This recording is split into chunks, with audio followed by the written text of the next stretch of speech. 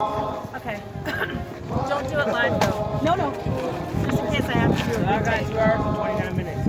I hope it won't be that bad.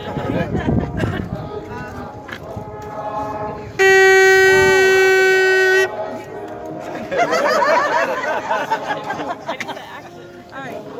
Hi everyone, my name is Amanda Britting. I'm with Stand for Thee. It's March the 13th and I'm coming to you from Parliament Hill. The reason why I'm coming to you from here today is because on March the 9th, Camp Relief released from our Canadian heroes, John Diefenbaker's hometown, Winnipeg, Manitoba, a video where he talked about the Canadian Bill of Rights. Kiara, I'd like to thank you for that. In the Canadian Bill of Rights is a statute that an act of recognition and protection of our human rights and our fundamental freedoms. And it appears like us at Stand for Thee cares putting the human rights and fundamental freedoms of Canadians at the top of this agenda. Therefore, that Pierre will embrace this opportunity to support us in addition of the Emergencies Act, which was declared illegally.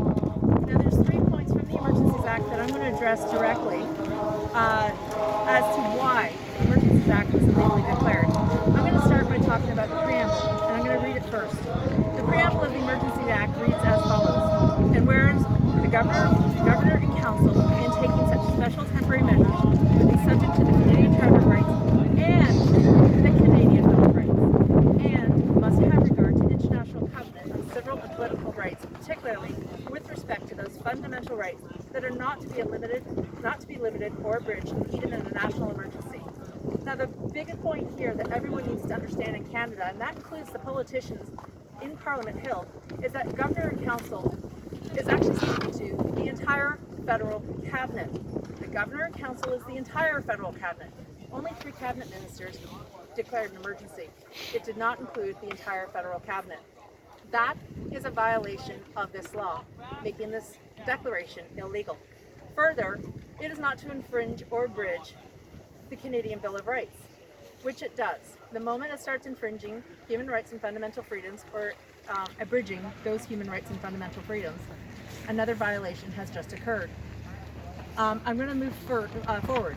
Section 3 of the Canadian Emergencies Act reads, for the purpose of this act, a national emergency is an urgent and critical situation of temporary nature that a.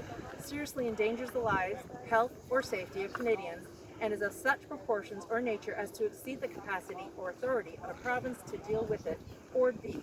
seriously threaten the ability of the Government of Canada to preserve the sovereignty, security, and territorial integrity of Canada, and that cannot be effectively dealt with under any other law in Canada.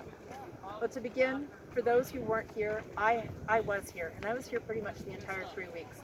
And anyone else that was here can all attest and swear that this was very much a peaceful protest. It was a loving, joint unity of Canadians coming together and celebrating our human rights and fundamental freedoms. No lives were endangered, no health and safety of Canadians was endangered, and most importantly, there was no law in Canada that couldn't maintain the peacefulness of this protest. There was no requirement to add any additional laws to maintain the peacefulness of this protest. Finally, under Section 6 of the Canadian Emergencies Act, it reads, 6.1, when the Governor and Council, and I'm going to stop there for a second, Governor and Council means the entire federal cabinet. The entire federal cabinet did not do this. So, when the entire federal cabinet believes on reasonable grounds that a public welfare emergency exists and necessitates the taking of special temporary measures for dealing with the emergency, the entire federal cabinet, aka Governor and Council, after such consultation as is required by Section 14, may, by proclamation, so declare. So finally, I just want to recap, and I hope, sorry, that's not the right word. Here, we really look forward to you joining us and supporting us in this.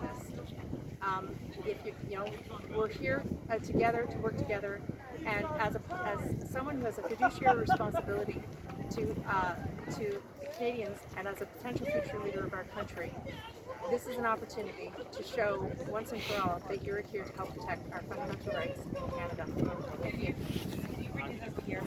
Yeah, I kind of messed up. You need to call